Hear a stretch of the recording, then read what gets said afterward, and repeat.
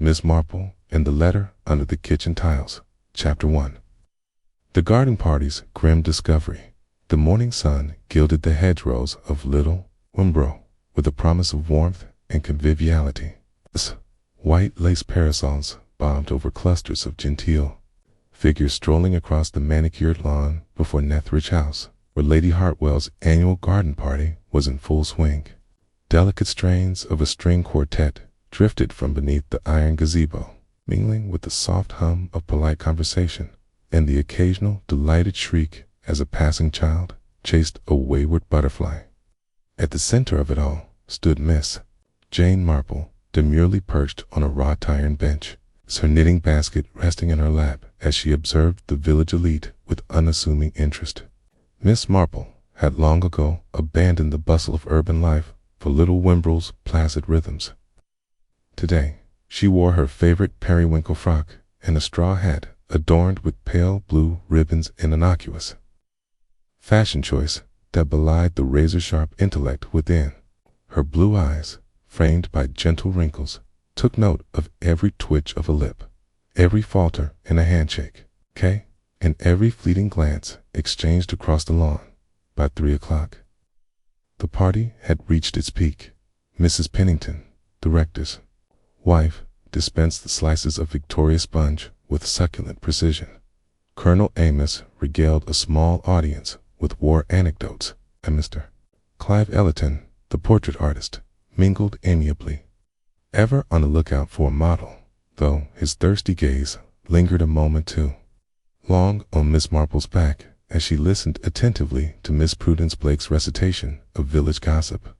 Meanwhile, in the kitchen, Mrs. Crabtree supervised her staff with mild hysteria, fretting over the tea urn's drip rate and the precise angle of cucumber sandwiches.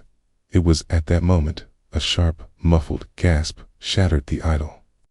The quartet faltered mid-bar, string instruments chiming uncertainly. A ripple of alarm swept through the guests, and heads turned toward the rear terrace, where a small group had gathered in uneasy silence.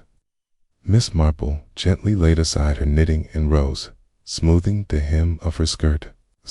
She took a few deliberate steps forward, weaving through whispered speculation. "Oh dear, dreadful business. I hope it's nothing serious."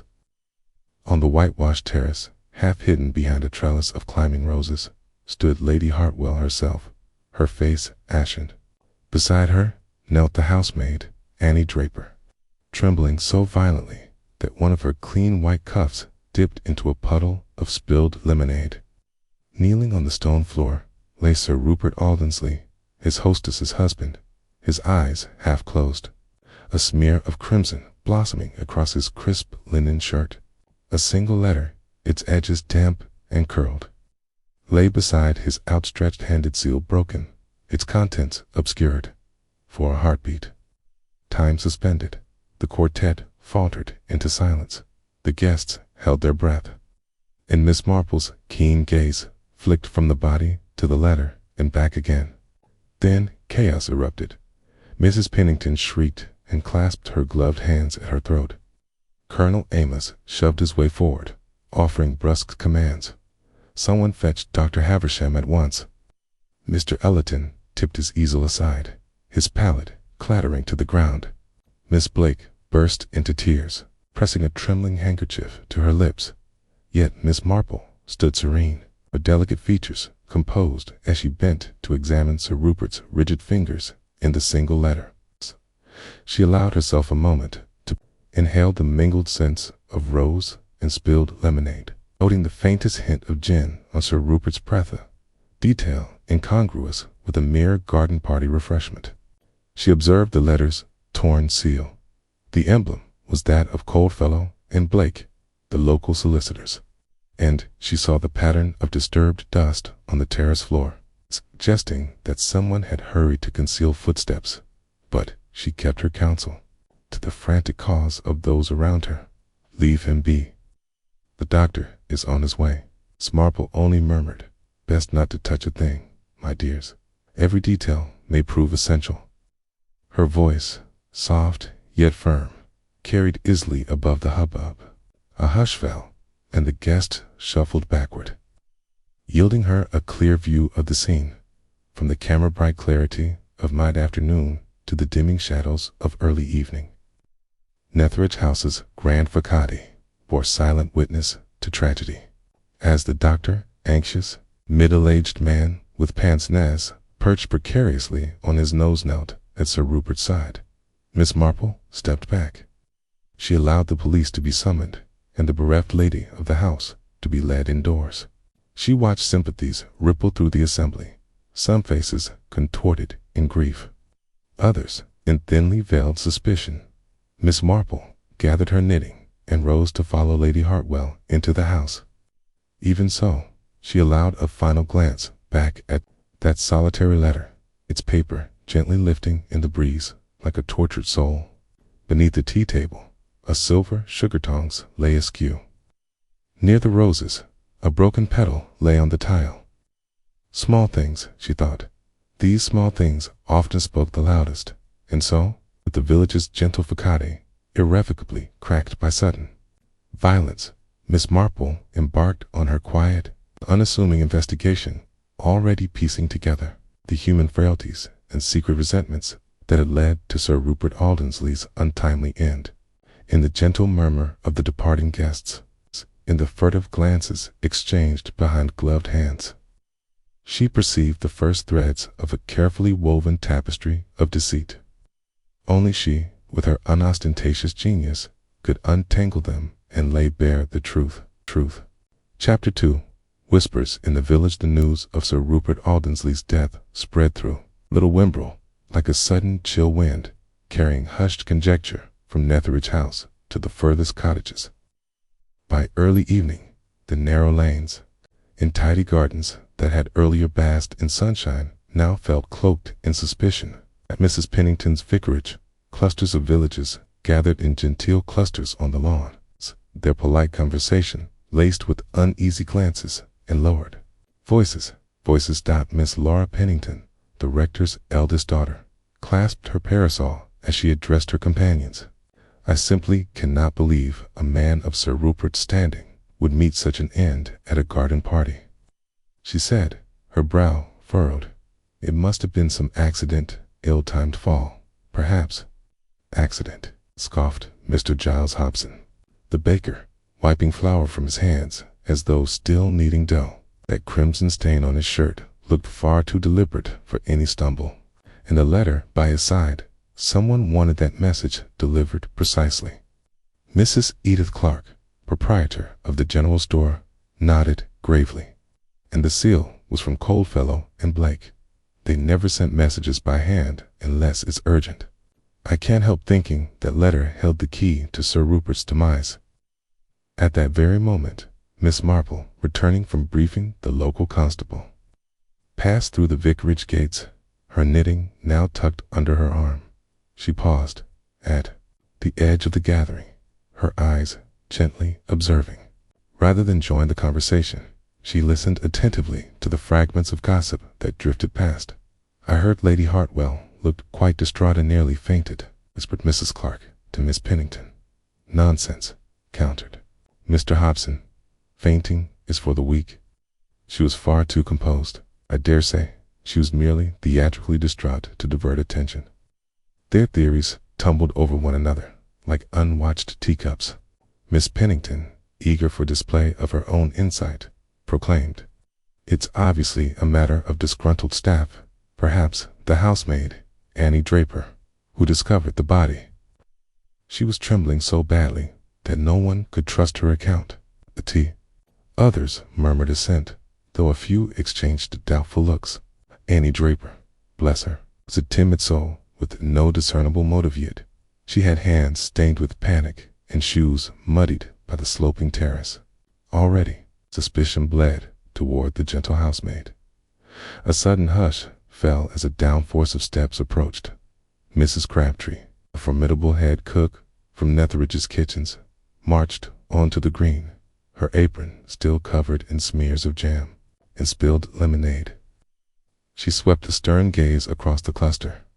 "Begging your pardon," she said, voice tight with repressed urgency. but there's something that simply must be said. That sugar tongs found beneath the tea table missing. Its pair, Dr. Havisham noted it this afternoon, was complete. Her eyes narrowed. Where did it go, I wonder? Mrs. Clark gasped.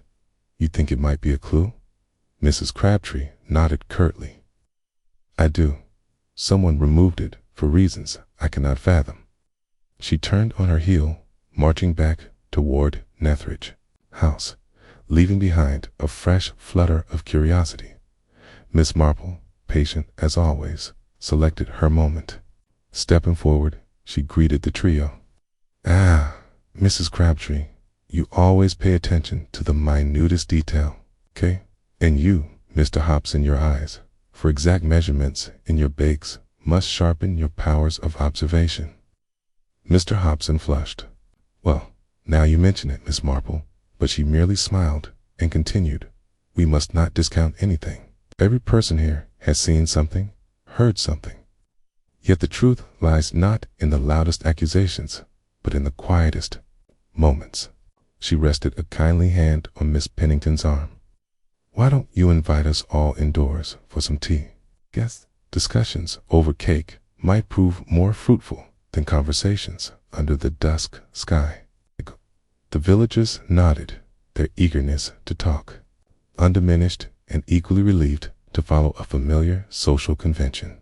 They made their way to the vicarage porch, where trays of sweets and steaming tea awaited, as though the day's tragedy had been little more than a slight inconvenience. Inside, drawing room smelled of cretonne curtains and beeswax polish. Portraits of long-dead Penningtons lined the walls, each face bearing a stoic glance that seemed to judge the assemblage below. Miss Marple accepted a cup of tea from a trembling maid and seated herself near the hearth. One by one, the suspects settled before her. Mrs. Clark perched on a chaise longue, Mr. Hobson in a stiff armchair, Mrs. Crabtree reluctantly folding her arms, and Miss Pennington hovering, parasol in hand like a makeshift scepter. Miss Marple began gently. Mrs. Clark, you mentioned the solicitor's seal. Pray, what do you know of Coldfellow and Blake's reputation? Mrs. Clark cleared her throat. They're as discreet as monks, if anything. Anyone summoned their attention likely has a rather delicate matter to discuss, matters of inheritance, property disputes, or worse scandals. Double quotes. Miss Marple nodded. Indeed, and Sir Rupert was known to have dealings with them. A will, perhaps. Mrs. Bell. Mrs. Clark frowned at her teacup. I believe he had updated his testament only last month, following some disagreement with his son, Michael Aldensley, over property in Oxfordshire. Miss Pennington half gasped. His son, you say? I did see Michael riding through the village earlier in the week, accompanied by a solicitor from the firm. Miss Marple's eyes shone with interest, though her expression remained demure. Michael Aldensley, ambitious fellow, I understand. He might stand to gain from his father's sudden death. Mrs. Crabtree spoke up harshly. Gain? He's abroad most of the time with his regiment. Would he return in time to interfere with this garden fete? No doubt he could make haste if summoned, Miss Marple replied softly, provided there was sufficient urgency. A knock at the door heralded the arrival of Inspector Foley, stout man in a rumpled coat, whose manner was all brisk efficiency. He bowed to Mrs. Pennington. Good evening. I hope I'm not intruding on private grief, but I must take statements while everyone's recollections are fresh. He paused, scanning the room. Mrs. Crabtree, Mashers. You to the left. Mr. Hobson, next. Miss Pennington, Mrs. Clark, and Miss Marple speak with you in turn. Foley began with Mrs. Crabtree, aiming to rule out the servants. He questioned her sharply on the comings and goings in the kitchen, her every answer eliciting a curt nod. From one witness to another, he worked through the guests, patiently noting times and positions until little more than the details of the afternoon remained. Meanwhile, Miss Marple followed silently, her knitting forgotten but her mind weaving together patterns of behavior. She noticed Mrs. Clark's finger trembling as she recited her account. "Okay." The way Mr. Hobson's eyes darted toward the hopper, perhaps longing to flee or to intercept someone arriving. She saw the flush on Miss Pennington's cheeks whenever her brother's name was mentioned, and observed that Mrs. Crabtree's eyelids flicked toward the servants' quarters, as though worried someone there might hear. When Inspector Foley finished with the last guest, introducing Sir Rupert's solicitor, Mr. Blake of Coldfellow and Blake, Miss Marple quietly rose. She offered her teacup. "Thank you, Inspector. I should like to say a few words to my friends here, if you'll excuse us." With that, Miss Marple formed a circle of villagers. She spoke gently. "We have listened to many theories, yet I believe we have not yet considered the small things little. Gestures, half-swallowed sentences, the rustle of paper in a hand discreetly folded." She let the silence linger. "I will say this. I have learned more from what was not said this afternoon than from any confession made in haste." She glanced toward the mantel clock, its hands inching toward 9. "Tomorrow we shall visit Netheridge House again, not as guests, but as seekers of truth. Meanwhile, let us rest and ponder each of us what we truly observed. Good night." Chapter 3. The first clues emerged. Morning mist curled around the hedges of Netheridge Lane as little Wimbrow stirred awake. Behind the closed shutters of Netheridge House, a subdued bustle of staff prepared for the day's inquiries. Lady Hartwell, her composure regained, sat by a window in her sitting room, draped in a shawl of dove-gray cashmere. Across from her, Mr. Blake, the solicitor, delicately arranged papers on a small oak table, his pince-nez perched as always at the bridge of his nose. The somber quiet between them spoke volumes in uneasy tension in chambers, usually reserved for afternoon tea and genteel conversation. Downstairs, Miss Marple alighted from her bicycle and perched it against the garden wall, taking a moment to smooth her skirt and tie her hat's ribbon under her chin. She gave a courteous nod to Mrs. Crabtree, who was emerging from the kitchen doorway with a tray of scones for the solicitor. Their eyes met in mutual recognition. Tiny signals passed between them, far more telling than formal greetings. Once inside, Miss Marple greeted Lady Hartwell with a gentle inclination of her head. "Good morning, my dear. Hope you slept despite the dreadful events." Lady Hartwell's pale eyes offered a wan smile. "Thank you, Miss Marple. I dreamt nothing but questions, I'm afraid." She sighed, glancing at the solicitor. "Michael's absence weighs on me more than my husband's death. I cannot bear not knowing where he is." Miss Marple settled into an armchair. "It's missing. Your son would indeed be a burden." "Did Sir Rupert leave any instructions regarding Michael?" Mr. Blake cleared his throat. "He expressed wishes that Michael return home in the event of any crisis. I dispatched a telegram late last night to the regiment's London headquarters." He hesitated. No reply yet. Miss Marple's thoughtful gaze drifted to the fireplace mantel, where a small clock ticked insistently. "Tell me, Mr. Blake, did Sir Rupert receive that letter from your firm by hand or post?" "Hand-delivered, Miss Marple," he replied. "Given the importance of the contents, I deemed it prudent." He glanced at Lady Hartwell. "There was some urgency, I gather." "Yes." Lady Hartwell's voice quivered slightly. "My husband seemed perturbed after opening it. He did not speak of the matter thereafter." Miss Marple made a gentle note in her mind, a letter of urgent nature delivered personally. Sir Rupert's visible alarm, the swift summons to Michael. She leaned forward. "It may be wise to examine the letter's contents. A facsimile could illuminate much." Mr. Blake shook his head. "I'm afraid that letter is now." His words halted as a maid entered, carrying a small envelope sealed in plain paper.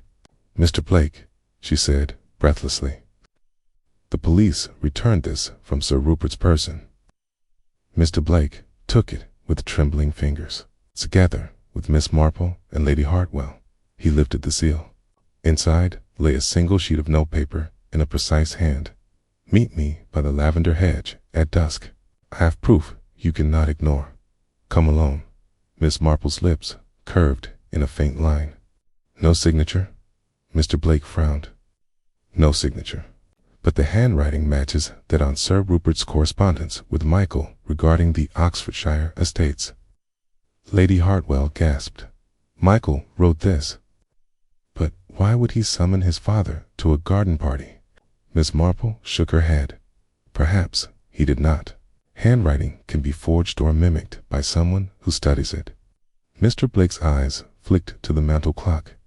7 this evening, by the lavender hedge. You would most certainly have gone to read it alone. Lady Hartwell closed her eyes, pressing a hand to her heart. Then whoever wrote this lured him there and killed him. Miss Marple allowed the silence to settle, her steepled fingers resting lightly on her lap. We must consider who would benefit most from Sir Rupert's death and would know of the lavender hedge's seclusion. Mr. Blake glanced at Lady Hartwell, whose lips pressed into a firm line. I should ask the staff to identify anyone who lingered near that part of the garden yesterday afternoon. Miss Marple rose, careful not to betray her curiosity too eagerly. We shall do well also to examine the hedge itself. Often the earth hides footprints or scour marks from hurried footsteps. She nodded to the maid. Bring my magnifying glass and gloves from my handbag, please. As the maid fetched the items, Miss Marple and Lady Hartwell moved toward the garden. Outside, the damp grass reflected a timid dawn light. The lavender hedge stood quietly, its silvery green sprays just beginning to bud. Miss Marple knelt, brushing aside a fallen lavender sprig. The soil was soft and damp, not conducive to crisp prints. Yet she noticed a slight indentation in the earth path leading away, a scuff mark, sparely noticeable, angled toward the servants' quarters. She studied it closely, then followed the faint trail of displaced pebbles. Behind her, Lady Hartwell's coiffured hair bobbed uncertainly. What do you see, Miss Marple? A scuff, my dear, likely left by shoe leather rather than a garden clog. The angle suggests someone leaving in haste toward the west wing. Miss Marple stood, brushing soil from her gloves. Servants' quarters perhaps, but not necessarily a domestic. Lady Hartwell looked perplexed. Mean one of the guests disguised their departure? Possibly, Miss Marple replied. But let us not exclude those who serve. The pattern of soil suggests smooth leather, polished shoes. The sound of footsteps stirred them. Mr. Blake emerged from the house with Inspector Foley in tow. The inspector's eyes narrowed at the sight of Miss Marple bending over the hedge. He cleared his throat. Miss Marple, I trust you are not tampering with evidence. Miss Marple rose serenely, calmly observing, Inspector, if I magnify it rightly, one might discern more than a cursory glance allows. Foley examined the scuff with a brusque interest. Indeed, I will have Constable Briggs take photographs. Then we shall compare boot sizes with our suspects. He strode back toward the house. Miss Marple exchanged a look with Lady Hartwell. Sometimes the ungloved here, if you please. She handed her gloves to the maid and donned them herself, then retrieved the magnifying glass. She leaned over the scuff, her eyes alight. Near the indent, half buried under soil, lay a fragment of a letter, a torn corner of the solicitor's envelope, stamped urgent, and the partial crest of Coldfellow and Blake. Miss Marple plucked it gently and examined the ragged edge. See, Lady Hartwell, someone tore this deliberately, perhaps to destroy it, but carelessly left a fragment. Lady Hartwell's eyes brimmed with tears. Why would they destroy the letter? Didn't they want Sir Rupert to read it? Miss Marple considered. Perhaps they feared that someone else would see its full contents. Splintering its message between two minds might have protected them. They walked back toward the house in thoughtful silence. Inside, Mrs. Crabtree fussed over the kitchen door. I thought I saw Mary Briscoe, the parlour maid, slipping from here toward the north lawn just before dark. she said, her voice low. She seemed agitated. Mr. Blake thanked her gravely. Mary Briscoe had volunteered to fetch tea for the solicitors' meeting. Her movements merited attention. Miss Marple noted the detail. "Thank you, Mrs. Crabtree. We shall speak with Mary shortly." With that, the first tendrils of suspicion began to weave around the staff, though Miss Marple knew better than to focus too hastily. There were secrets among the guests still to uncover, resentments hidden beneath polite smiles, and motives entwined with personal ambition. And all the while, the mysterious letter and the scuff in the earth hinted at a cunning orchestration. Miss Marple's keen mind already triaged possible scenarios, ready to test each thread of suspicion in the days to come. As the sun climbed higher and the household stirred, Miss Marple returned to sit with Lady Hartwell and Mr. Blake in the drawing room. The morning's investigations had yielded more questions than answers, but she welcomed them all. Each question was a step closer to unraveling the truth, and every small clue was a victory in itself. Chapter 4. First suspects. By mid-morning, Netheridge House had transformed into a realm of hushed urgency. The grand drawing room, once an oasis of polished mahogany and lace curtains, now hosted a procession of worried faces. Inspector Foley sat behind Lady Hartwell's writing desk, reviewing his notes, while Miss Marple observed the scene from a small settee near the window. Mr. Blake hovered nearby, ready to answer questions, and the household staff hovered at the edge of Simmet, anxious, uncertain. Foley tapped his pen against the parchment. "Thank you, Mr. Blake, Mrs. Crabtree. We have statements from the guests, clear photographic evidence of the scuff mark, and a fragment of the torn envelope. I must speak with those who were closest to Sir Rupert at the moment he fell." Rose and called for Annie Draper, the housemaid who had discovered the body. Annie appeared in the doorway, her face pale under the flicker of apprehension. Foley gestured to a chair. "Q found Sir Rupert, did you not?" Annie swallowed audibly, hands twisting the hem of her apron. "Why, yes, Inspector. I was collecting the unused teacups from the terrace when I saw him lying there. I screamed, and then think everything happened so quickly." "Did you touch him?" Foley asked brusquely. "No, sir. I was frightened. I called Lady Hartwell first." Annie's voice quavered. Miss Marple noted the tremor, but withheld comment. Foley nodded. "Thank you. You may step outside now." Annie left as silently as she'd come, vanishing into a corridor lined with ancestral portraits whose eyes seemed to follow her. Foley turned to Miss Marple. "Now, Miss Marple, I know you don't serve in an official capacity, but I'd appreciate any insight you might have before I narrow my focus. Who do you suspect?" Miss Marple offered a slight smile. "My dear Inspector, I observe, but do not accuse. Yet the truth often lies with those who have opportunity and motive, not merely with those who happen upon a scene." Foley rubbed his chin. "Opportunity and motive. Yes.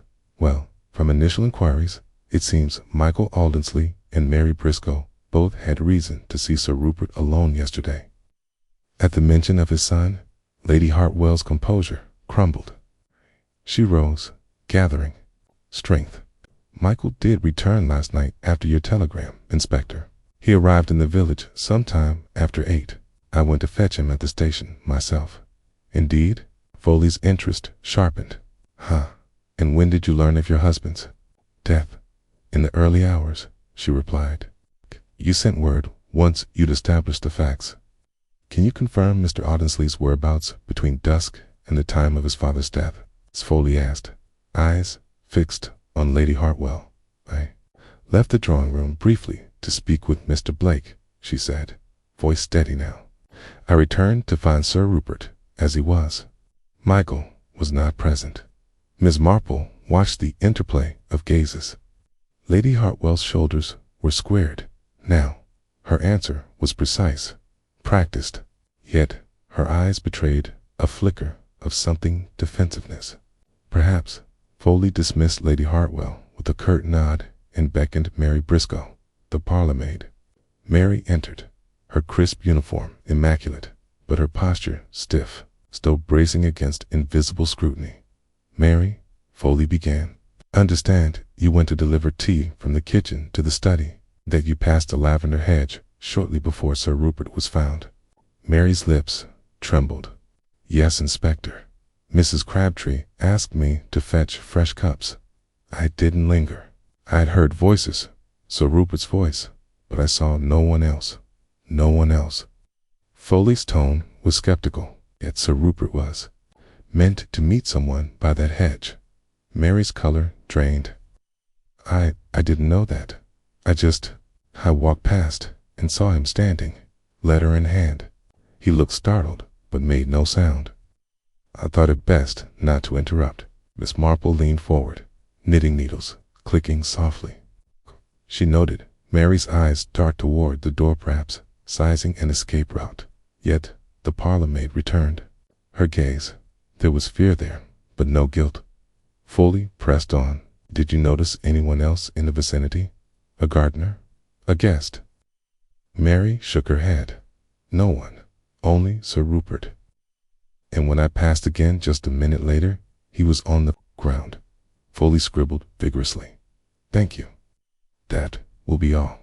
Mary curtsied and slipped away. The inspector turned back to Miss Marple.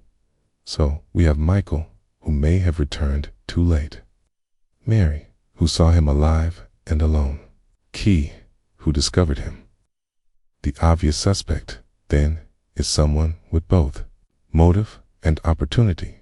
Perhaps Michael himself, if we accept Lady Hartwell's timeline." Miss Marple inclined her head.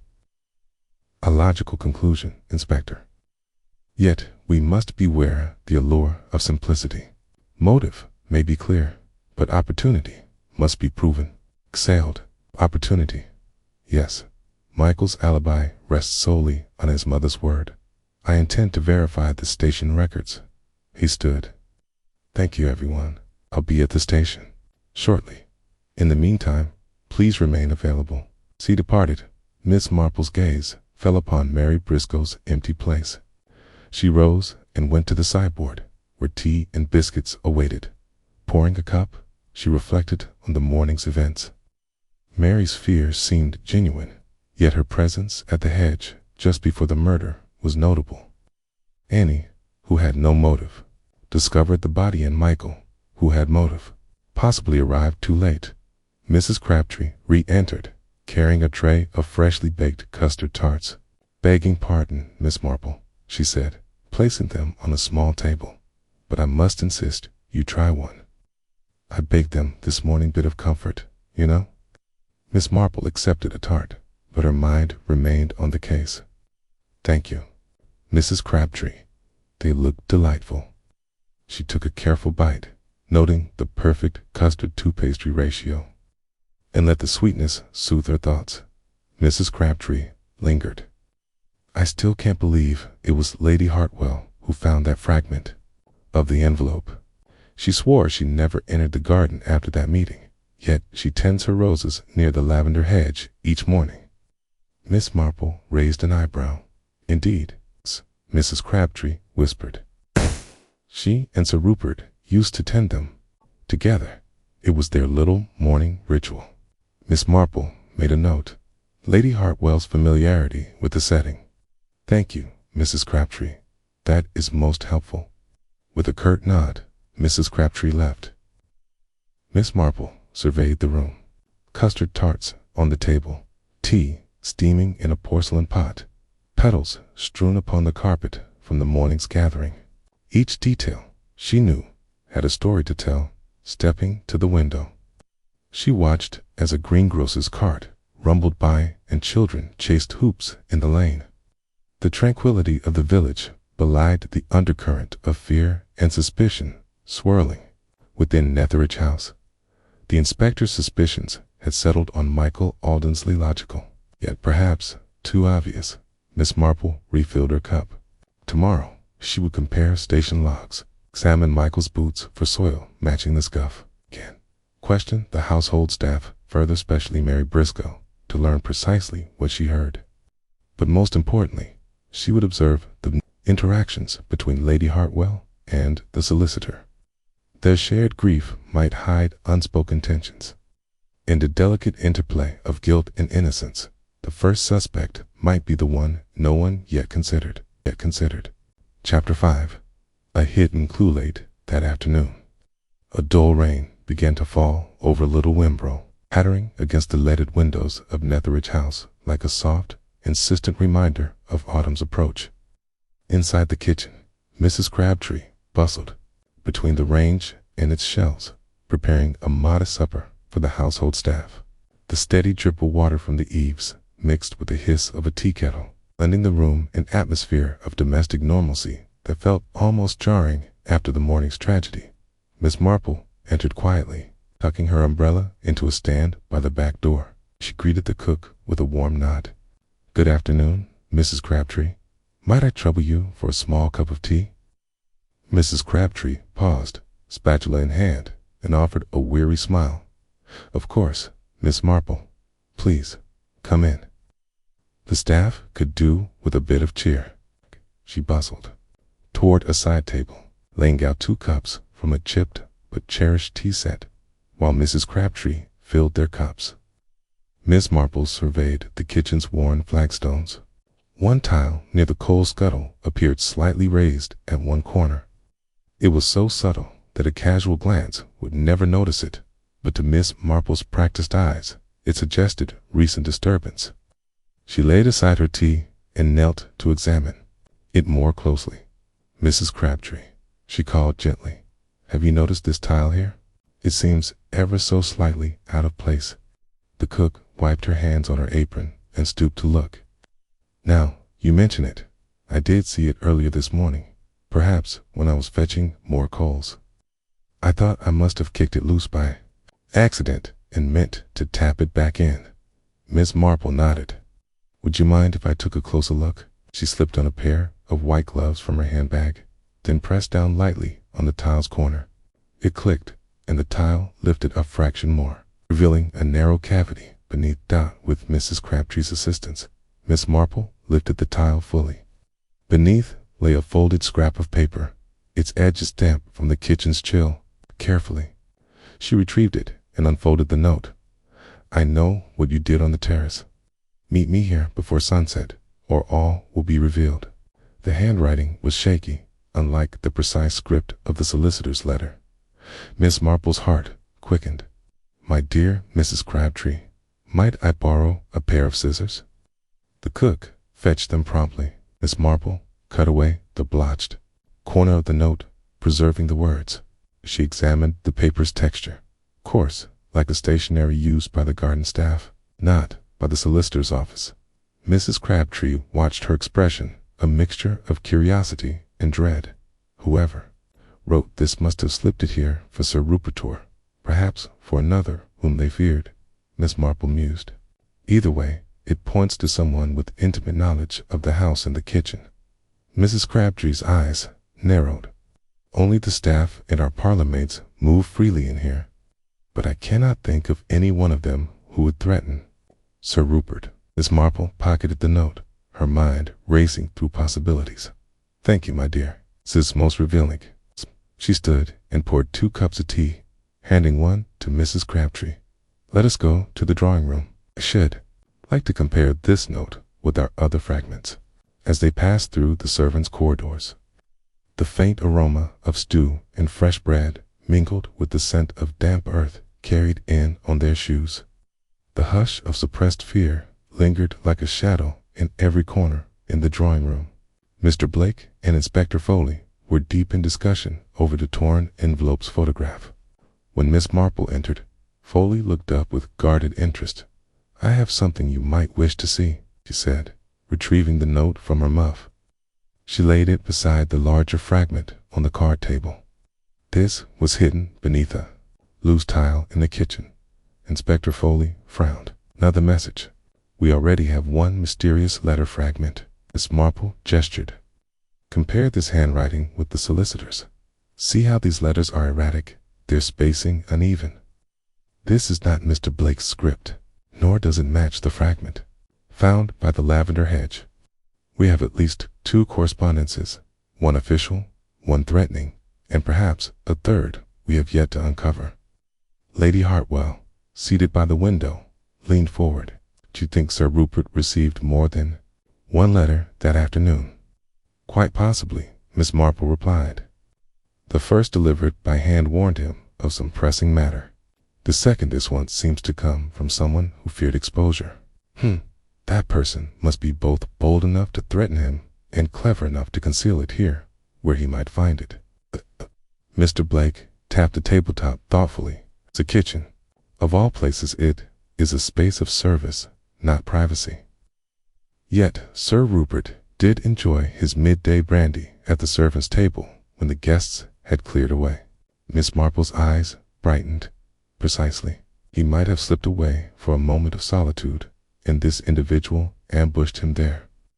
It follows that our culprit knew his habits intimately, either a trusted servant or someone whom Sir Rupert allowed close enough to observe. Inspector Foley cleared his throat. We must interview the kitchen staff, Mrs. Crabtree. Who else had free access here yesterday afternoon? Mrs. Crabtree hesitated, glancing at her fellow servants. Seated stiffly in the corner, there was Mary Briscoe, my parlor maid, who came through to fetch cups, and Thomas Hawkins, the undercook who delivered vegetables from the pantry. Kelsey Morris, our new scullery maid, arrived just last week. Miss Marple smiled gently. Thank you, Mrs. Crabtree. I shall speak with each in turn. She rose and touched the note lightly. And I believe the scullery maid's poor handwriting might match this to be confirmed. Of course. Foley nodded briskly. Has already given her statement. Thomas Hawkins and Elsie Morris will be next. I will accompany you. They moved into the corridor. Thomas Hawkins, a stocky young man with flour-dusted sleeves, stood before the pantry door, his posture defensive. Foley directed him into a small parlor adjoining the kitchen, where Miss Marple joined them. Thomas, said Foley, did you notice anything unusual yesterday? Any notes? Any fragments of paper? Thomas swallowed. No, sir. I was busy with the vegetables peeling, chopping in. Then I closed the pantry door. I heard voices in the kitchen, but I thought it was just Mrs. Crabtree and the housekeeper sorting supper. Miss Marple studied his face. Might you have passed through this corridor? The tile in question lies just beyond. Thomas glanced down. Yes, I walked there twice. Yesterday afternoon. He looked at the floor. I remember slipping on something wet, but it was gone by the time I looked. Something wet? Miss Marple asked softly. Thomas nodded. A drop of wine or brandy, perhaps. I coughed it up to a spill and moved on. Miss Marple's thoughts connected swiftly. Sir Rupert's brandy break, the loose tile, the spill. Thank you, Thomas. That will be all. The inspector and Miss Marple then found Elsie Morris, the scullery maid, tidying pots at a sink. She looked younger than her years, her shoulders rounded with timidity. Elsie, Miss Marple began kindly, did you see any scraps of paper around here yesterday? Elsie shook her head vigorously. No, ma'am. I was at the back sink most of the afternoon. I didn't come within yards of that tile. Miss Marple's gaze softened.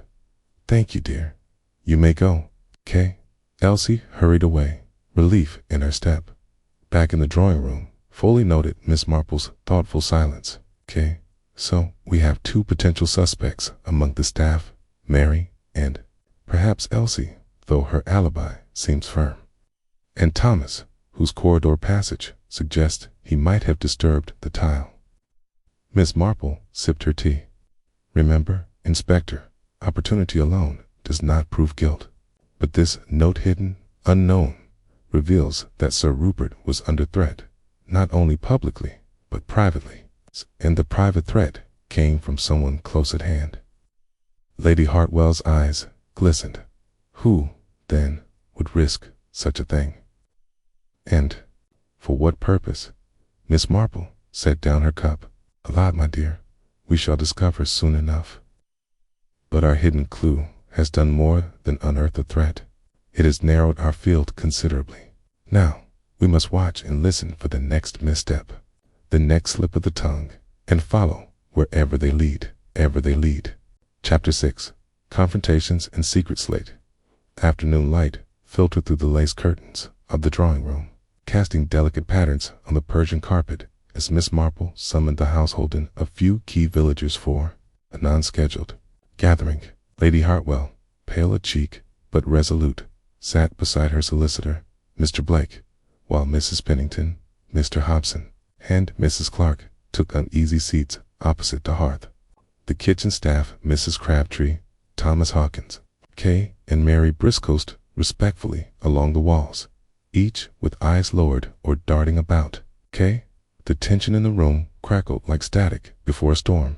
Miss Marple held her knitting basket on her lap as if preparing to relax, but her keen gaze surveyed every face. "Thank you all for coming," she began in her softest tone. "Yesterday, a terrible crime was committed. We've uncovered letters, fragments of messages, and footprints, and temptation to point fingers has been strong. Yet, before we proceed further, I believe it prudent to lay bare certain truths that may clarify our path." A murmur rose, but Miss Marple raised a hand, and silence followed.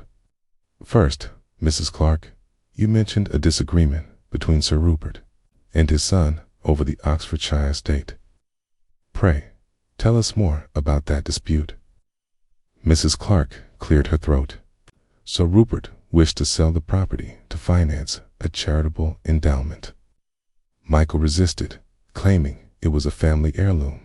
They quarreled bitterly by post." She paused. "Forgive me. It's hardly my place to repeat private letters." Miss Marple inclined her head. "On the contrary, if I may." She unfolded a sheet of Michael's handwriting found among Rupert's papers, and handed it to Mrs. Clark. Mrs. Clark's hand trembled as she read. "Yes, this is the letter in which Michael threatened to disinherit his father if the sale proceeded." Lady Hartwell's hand twitching, she spoke. "Michael loved that estate. He would never—" She broke off, voice catching. The sudden defensiveness betrayed deeper turmoil. Miss Marple allowed the silence to stretch. Then she turned to Mr. Hobson. "Mr. Hobson, as baker and pillar of the community, you know many villagers' secrets. Yet you reserved your suspicions almost exclusively for the staff. Why?" Mr. Hobson glanced guiltily at Mary Briscoe. I was trying to protect my daughter, Eliza. She and Michael were seen together last week. Some said they planned something more than friendship." A stir went through the room. Mrs. Pennington gasped. "Eliza Hobson and the young soldier. That's scandalous so, but she's barely 19. The romance was whispered," Mr. Hobson admitted. "Eliza hoped to marry him after he returned from the regiment. Sir Rupert forbade the match." Miss Marple nodded. A potent motive, indeed, protecting one's child from patriarchal disapproval.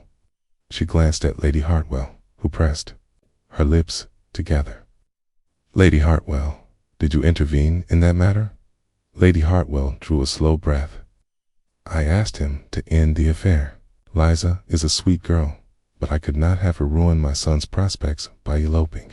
Her eyes glistened. "Michael loves Eliza. I know he does, but I feared the scandal." A low hum of whispered sympathy filled the room, but Miss Marple raised a finger.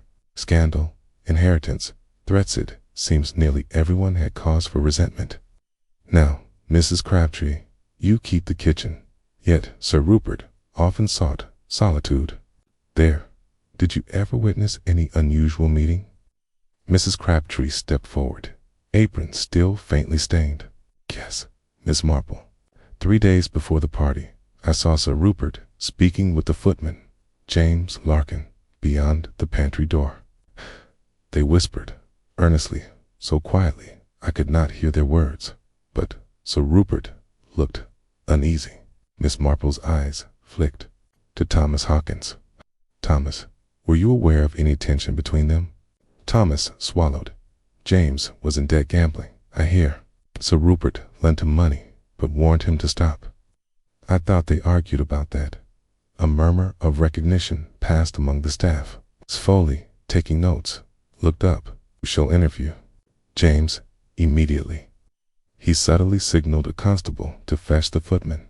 Miss Marple turned her attention to Mary Briscoe. Mary, you saw Sir Rupert alone by the lavender hedge. Yet someone else must have followed him there. Do you recall any sign footsteps? A whisper? A hat dropped? Mary's voice quivered. I heard a soft shuffle, like a shoe dragging. Then silence. I dared not look again. She wiped her hand on her apron. I thought I heard someone whisper betrayal, but it might have been the wind. Miss Marple's knitting needles clicked as she considered. Thank you, dear. You have nothing to fear for honesty.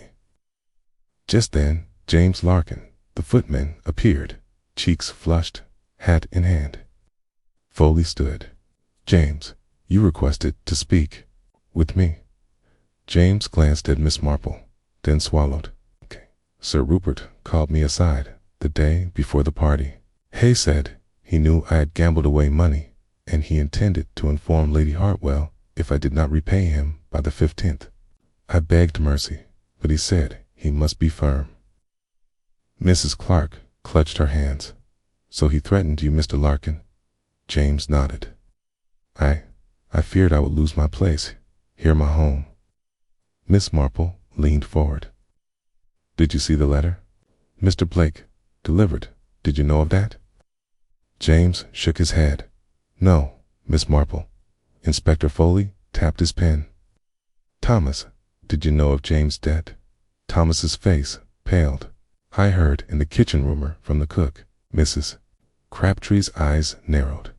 Gee, rumor, yes. But Mr. Larkin borrowed extra ration subtle sign. Miss Marple allowed a small smile. Thank you. Enough for now. She looked around. We have learned of the broken engagement, the estate dispute, the footman's peril, and the staff's curious movements. Confession reveals another secret, another motive. Lady Hartwell's voice trembled. But who would go to such lengths, lure him to a hedge, cut tiles in the kitchen, hide notes? It seems the work of a very determined individual. Miss Marple nodded. Indeed, if the true culprit is also the one who orchestrated discreet diversions, threats to Sir Rupert, rumors of romance, crumbling finances to shadow their own involvement. She rose and folded her knitting. Tonight, I suggest we all rest. Tomorrow, the station master's records will reveal Michael's arrival time.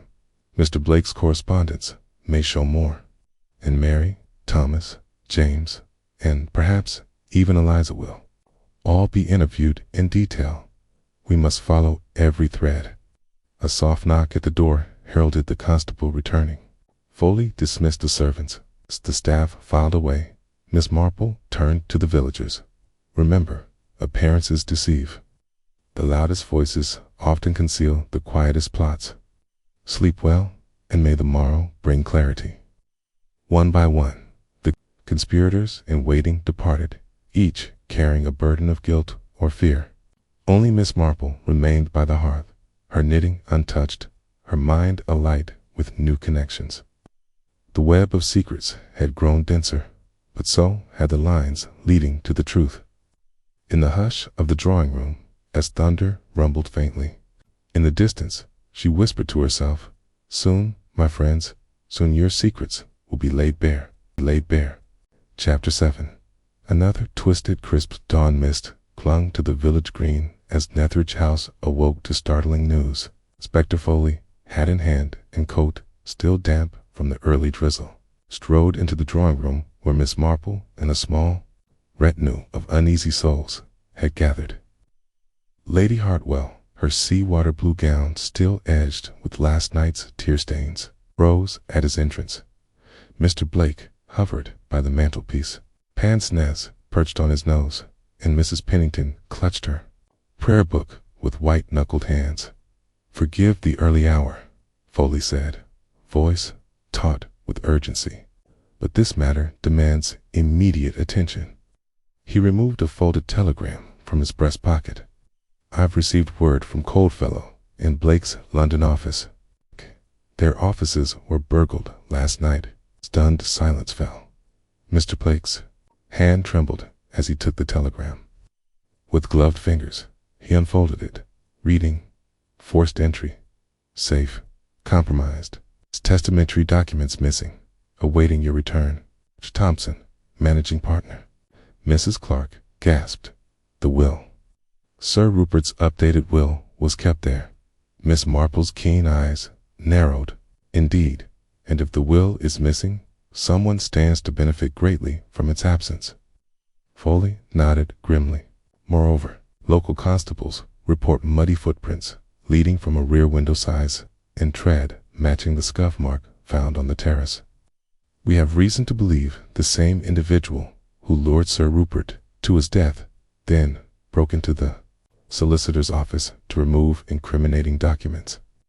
Lady Hartwell's hands fluttered to her throat. But why break in after murder? Wouldn't one crime be enough? Miss Marple rose and crossed to the window. Outside, the stables lay, silent under their layer of dew, because the murderer wished first to eliminate the will that threatened their inheritance, then to silence Sir Rupert permanently. She turned, fixing her gaze on Mr. Blake. Mr. Blake, were there any other documents missing? Perhaps letters or notes? Mr. Blake's voice was measured but shaky. Yes. Alongside Sir Rupert's updated will, several drafts of codicils concerning various trusts are gone. Also missing is a letter marked private, which bore no date or signature. The managing partner's note hints it was highly confidential. Mrs. Pennington, her face drawn, spoke up. A private letter. Could it be the one we saw at the lavender hedge, or the one under the kitchen tile? Miss Marple shook her head. Neither. This one was marked simply private, with no hint of sender or recipient. Whoever wrote it trusted no one. She paused, and only someone with access to Mr. Blake's office and legal knowledge could locate and remove these documents before they were indexed. Inspector Foley turned to Mrs. Crabtree and the staff. Did anyone here know of these office visits? Anyone deliver papers to Mr. Blake yesterday evening or last night? Mrs. Crabtree frowned. Only the messenger boy who brings evening mail, but he would not have entry to the safe. No one else had reason. Thomas Hawkins spoke up. The footman, James Larkin, fetched the evening post for Mr. Blake before supper. He might have unlocked the inner door. James Larkin, standing near the door, flushed. I only fetched letters, none of which bore anything to do with wills, and I left the office by 9. Miss Marple regarded him thoughtfully. James, would the office windows have been open? Could one climb through? James glanced downward. The ground floor window by the cellar doorway was ajar, perhaps for ventilation. I did notice it was slightly out of alignment this morning. Excellent, Foley said briskly. We shall examine that window.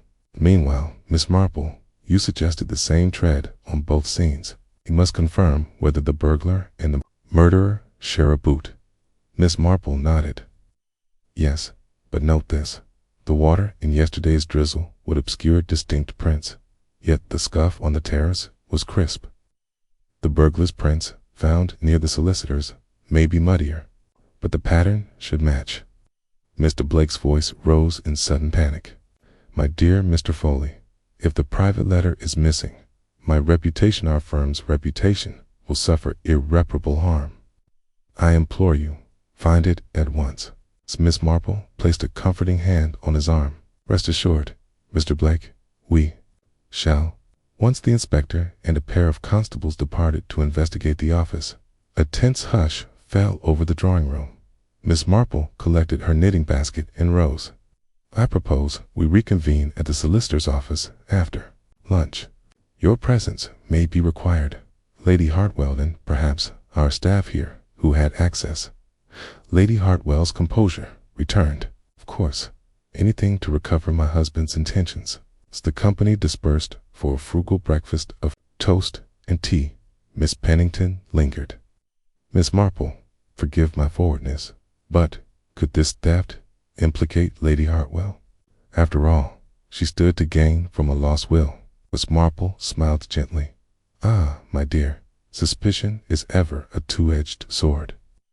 Lady Hartwell lamented the loss of her husband's intentions, but that sorrow does not prove culpability. Mrs. Clark joined them, her hand pressed to her cheek. And yet, someone wished to secure Sir Rupert's original will, one that favored Lady Hartwell. They would remove the updated version. Could the maid do such a thing?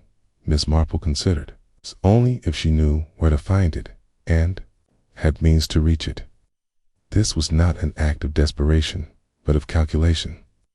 The murderer planned both events, murder and burglary.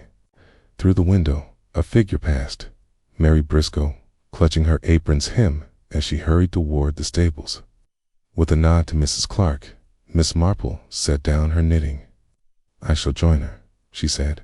Mrs. Clark, would you accompany me? Together, they stepped into the cool corridor and made their way to the stables, where the undercroft floor was lined with gritty gravel. Mary Briscoe stood near the tack room, eyes fixed on the half-open window high above. She started when they approached Miss Marple. She stammered.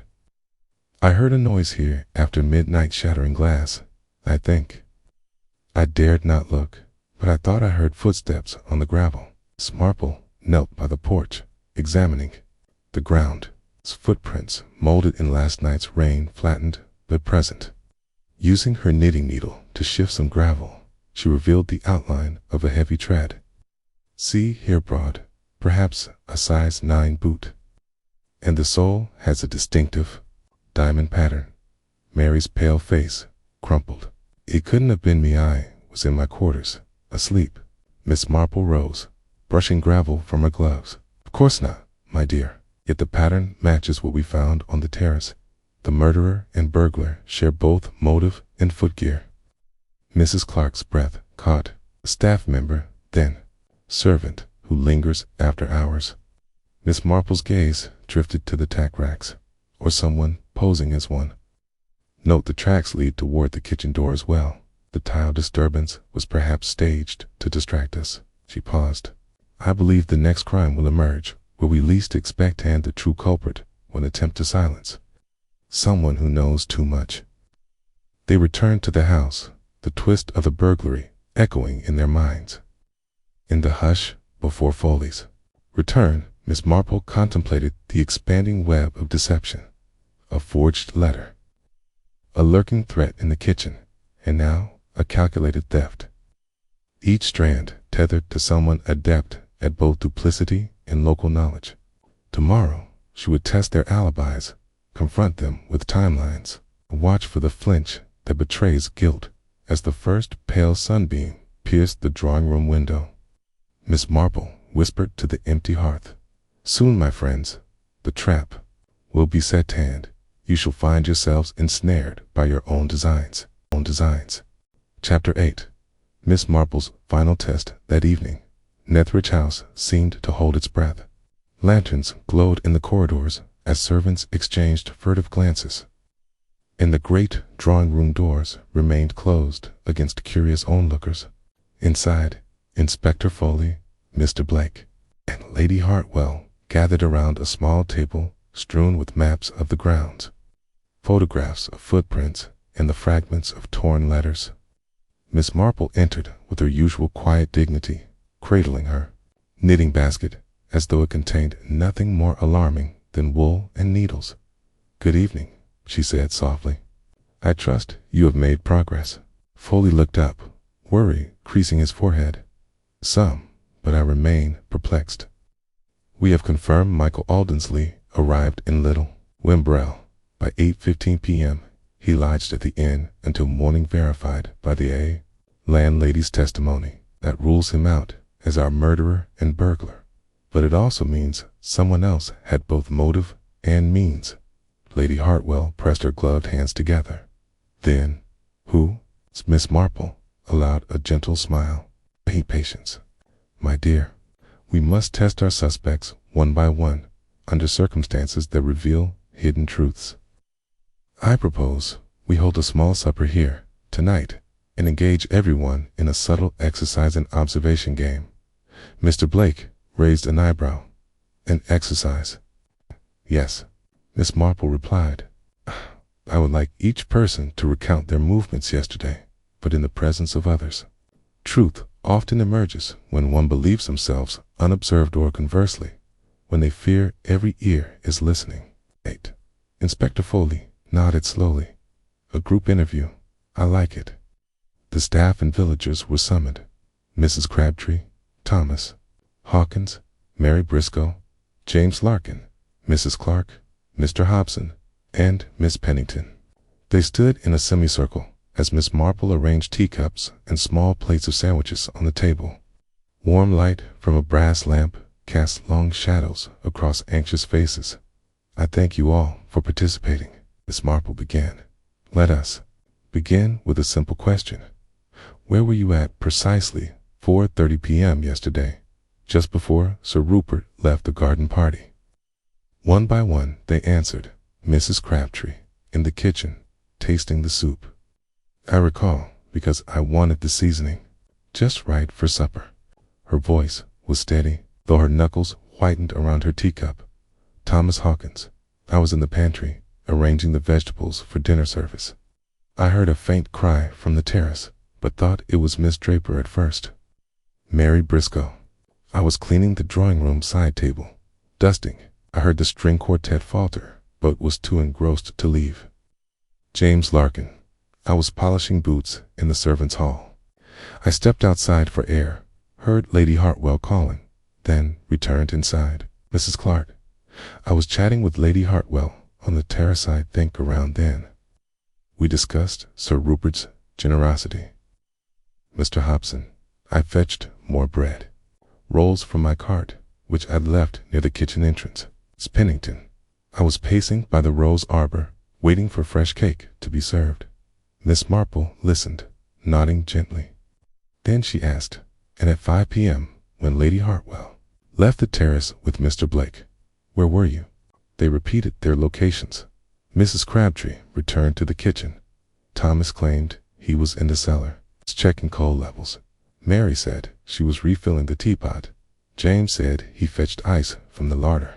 Mrs. Clark admitted she escorted Mrs. Pennington indoors. Mr. Hobson prepared more dough at his cart. Miss Pennington saw the quartet place their instruments away. Foley took notes, brows furrowing at discrepancies. Miss Marple waited, allowing glances to pass among the group. Thank you, she said after a pause. Now, one final question. Who among us obtained a tile chisel yesterday afternoon, implement used to lift a kitchen floor? Thailand. Why? The room fell silent. Mrs. Crabtree's shoulders stiffened. Thomas Hawkins looked at his boots. Mary Briscoe's eyes widened. James Larkin shifted from one foot to the other. Miss Marple continued, a chisel is not part of regular duties. Yet the tile in the kitchen was disturbed just so, and a concealed note was tucked away beneath. Someone here had access to that chisel. She looked first at Mrs. Crabtree. You oversee the kitchen? You would know where such a tool is stored. Yet you left no such tile unmended. Mrs. Crabtree flushed. I saw the tile loose and meant to fix it, but I did not take a chisel. Miss Marple's gaze shifted to Thomas. You have? Tools for small repairs, a chisel among them. Thomas swallowed. Yes, Miss Marple, but I only used them in the pantry. I did lift that tile, but to salvage a silver teaspoon that had slipped beneath. He fumbled. I thought it was. Mine. I heard it clink. The table went quiet. Foley frowned. A silver teaspoon. Thomas nodded. Yes, I didn't mean to hide it, I swear. Miss Marple turned to Mary. Mary Briscoe, you passed through the kitchen corridor several times. Did you ever handle a chisel? Mary's eyes flickered. I escorted Miss Pennington through there. I saw Thomas with a chisel. but I did not touch it. Miss Marple then looked at James. James Larkin, did you carry a chisel to the kitchen, perhaps to disguise your passage? James's face paled. No, I was fetching post for Mr. Blake. I had no reason to enter the kitchen. Silence reigned. Miss Marple gathered her knitting. Since then, Thomas was the only one to handle the chisel. Yet he had little motive to threaten Sir Rupert, whereas others had greater cause. She paused to let the implications settle. Tonight's test shows who falters under scrutiny. Thomas's confession of lifting the tile seems plausible, but the object of his searcher teaspoon bears no relation to the threat note. Someone else must have obtained a chisel beforehand. Miss Pennington bit her lip. Could the tool have been borrowed without knowledge, taken by someone else? Miss Marple nodded. Yes, but only Mrs. Crabtree and Thomas know its storage. Mrs. Crabtree insists she did not remove it. Thomas admits doing so, but for a trivial reason. She fixed her gaze on Mrs. Clark. Mrs. Clark, as a guest, you have no apparent reason to enter the servants' areas. Huh? Yet, you were the first to speak of the missing sugar tongs. That suggests a curiosity on inspection. Mrs. Clark's hands trembled around her teacup. I only noticed afterward. I did not enter the kitchen. Miss Marple's voice remained kind. And yet, the tile was lifted, the note placed, and then restored. The perpetrator timed these moves precisely between guest visits. She laid down her knitting. I thank you all. Candor has provided invaluable clues. Tomorrow I shall seek the final piece of reconciliation of timelines that will reveal who among you possessed both the chisel and the motive to kill. As the company dispersed to retire, Foley glanced at Miss Marple. You did not accuse tonight. She smiled. Accusation at the right moment is far more powerful than reproach in ill-fitting haste. Lady Hartwell touched her hand. When will that moment come? Miss Marple gathered her basket. Soon, my dear. Very soon. Very soon. Chapter 9. The reveal of the drawing room at Netheridge House seemed to shiver in the early evening light, as if bracing for confession. Lanterns glowed softly amid the hushed tension, and every eye turned toward Miss Marple, who had requested a final gathering of all concerned. Inspector Foley stood ready, his notebook poised, while Lady Hartwell and Mr. Blake exchanged anxious glances. The household staff and village witnesses formed a semicircle. Mrs. Crabtree, Thomas Hawkins, Mary Briscoe, James Larkin, Mrs. Clark, Mr. Hobson, and Miss Pennington. Each face bore its own measure of hope, fear, or guilt. Miss Marple rose from her settee, her knitting basket beside her. Thank you all for assembling once more, she began in her gentle, deliberate tone. We stand at the threshold of truth. Over the past days, we have seen clues emerge. A solicitor's letter of urgency, a threatening note beneath the kitchen tile, a broken seal recovered by the lavender hedge, footprints matching a diamond-patterned boot, and, most tellingly, a calculated burglary of Sir Rupert's updated will. She paused to let her words sink in, then indicated the torn fragments laid upon a small table. Let us revisit these fragments. First, the official missive from Coalfellow and Blake was penned in an even, practiced script. The second, threatening note in the kitchen was written on coarse stationery with shaky, uneven letters. The third fragment, by the lavender hedge, bore yet another hand, neat yet unidentifiable.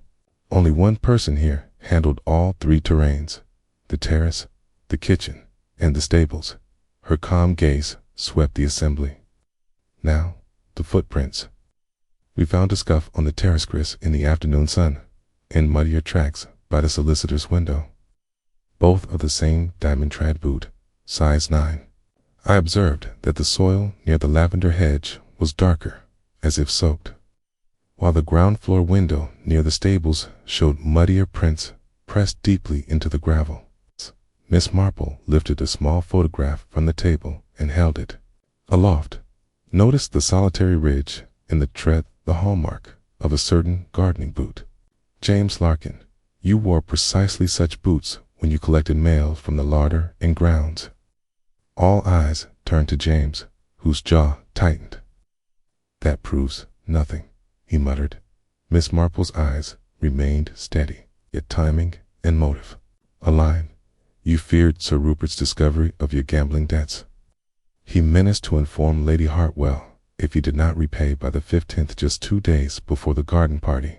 In desperation, you seized the opportunity to lure him alone, forging that unsigned note, "Meet me by the lavender hedge at dusk," a script mimicking Michael's handwriting. On stationery you retrieved from the solicitor's correspondence. Pile. A murmur rippled through the group. James's face grew ashen. I only wanted to scare him, make him cancel the threat. Miss Marple inclined her head. So, you claim, but your plan escalated suddenly. You waited until the party's bustle provided cover, then slipped away, leaving Mary Briscoe's shadow to mask your approach.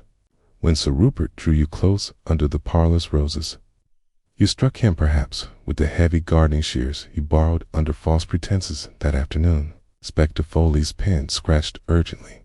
Do you confess to delivering the fatal blow? James's shoulders trembled. He closed his eyes. Yes, I didn't mean to kill him. I only meant to frighten him into silence. But, he struggled. He broke off, wiping at sweat. Then I panicked. I left him there, then returned under cover of night to break into Mr. Blake's office and destroy the will that named me heir in a sudden, spiteful, codicilline idea born of panic. I used the same boots, climbed in through the stable's window, and took only the will and related documents. I thought if I could erase the New Testament, Michael would inherit and none would suspect me. A gasp escaped Mrs. Clark. Lady Hartwell pressed her hand to her throat. Even Mrs. Crabtree's stern face softened as sorrow eclipsed anger. Miss Marple folded her knitting. Your desperation led you to multiple crimes. Murder by surprise. Concealment beneath the kitchen tile where you hid the second note. You wrote under a loose tile to disorient any investigation. Finally, the burglary to erase evidence of your motive. James sank into a chair. I'm sorry. So sorry. Foley moved to place him under gentle arrest. James Larkin, am placing you in custody for the murder of Sir Rupert Aldensley and the burglary of Coldfellow and Blake's offices. James did not resist. He hanged his head as the constables led him away. In the stunned silence that followed, Lady Hartwell rose unsteadily. I cannot believe it was you, James. You served us faithfully. Mrs. Crabtree's voice trembled. I warned you, Miss Marple, about the way servants can slip through the cracks of society. Never did I imagine. Miss Marple laid a comforting hand on Lady Hartwell's arm. My dear, sorrow is seldom neat, yet the truth must be known. Sir Rupert's death was tragic, but justice now has its course. Mr. Blake cleared his throat. I shall recover the missing documents, with our client's private letter also missing. I will instruct Mr. Thompson to compile a statement for the court, ensuring Sir Rupert's true intentions are honored. Miss Marple smiled with gentle finality. I trust Michael Aldensley will now receive the estate as his father desired. And as for all of us, let this be a reminder. Human nature, in its frailty, can lead to deeds unforeseen, even by those who thought themselves cunning. Mrs. Pennington dabbed her eyes. I shall. Pray for James's soul and for Sir Rupert's. Miss Pennington added softly, and for all of us who witnessed how desperation can poison the heart. Miss Marple rose, her knitting basket in hand. The next steps will see the law carried out. Meanwhile, may Netheridge House find its peace. Once more, though, none of us will forget how thin the veil between civility and violence can be. As the household began to disperse, Miss Marple paused by the hearth, gazing into the embers of the dying lamp. In the quiet aftermath of revelation, she reflected on how a single fearful choice had rippled across lives and altered destinies.